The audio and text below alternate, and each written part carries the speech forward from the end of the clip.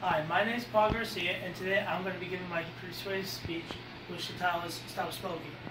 Before I begin, I just want to ask you all something. Did you know that smoking alone has caused 48,000 deaths in the United States? Which that means that's a total of 41,000 per people of population, which that in ratio is 1 to 5 deaths or 1,300 deaths a day. People have died of smoking every day because of either addiction or because of, well, a lifelong addiction. And, just to get personal, this had happened to my grandma, which she died 3 years ago because of that. And today I'm going to give my brief talking points on the history, the effects, and the consequences of smoking. Let's start off with the history. It all started back in the 6000 BC when Central Americans had used the tobacco plants for their usage, for medicine, or for sewing, or for cooking. By which it wasn't until 5,000 years later that the Mayans had decided to use it for their advantage of smoking them. And in fact, Native Americans had even used it for their rituals or to show appreciations to newcomers. But it wasn't until the 17th century that a named Sir Walter Ralph had discovered tobacco and decided to bring it into the UK, which then became a selling hot hit for the tobacco industry in the UK, which then therefore had led many to start smoking their smoking pipes, which had started that whole smoking. Now, it could have been a long time ago, but I'm just brief about what happened in that era.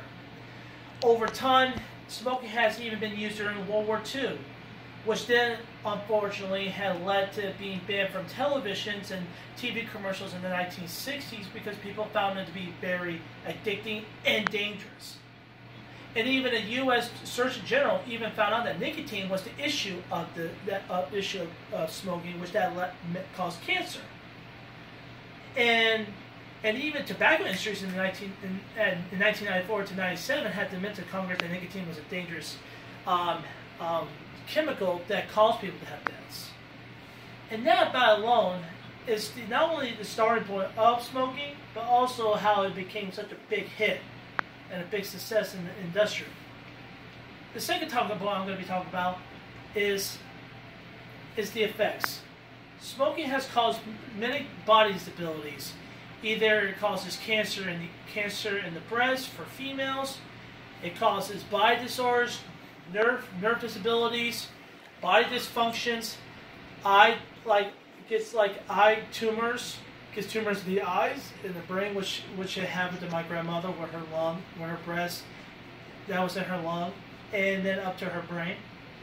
And it has even caused many deaths as well along with it too. And not only is it affected physically, but it can also affect you mentally. Going back to my first talking point, soldiers during World War I had used smoking as a way to build up their mortality, because they had low esteem. They decided to go with smoking because it kind of felt like it would boost their momentum. Which that goes to my second talking point, why it affects you mentally. It not only affects you in the brain, it causes cancer, but it can also affect you emotionally and mentally, where people have nervous breakdowns, and even eventually lead them to commit suicides. Research shows that many people had died of suicide because of either low self-esteem, because of either smoking, besides drugs. And the last talking point I'm going to be talking about is the consequences of it. Well, the consequences of smoking has either led to diseases, which I talked for my second talking point, that had led to many people either having body disabilities or nervous disorders, and the second will be it led to deaths. Like I said in the beginning, in the United States alone, 408,000 people have died because of smoking, and estimates even showed that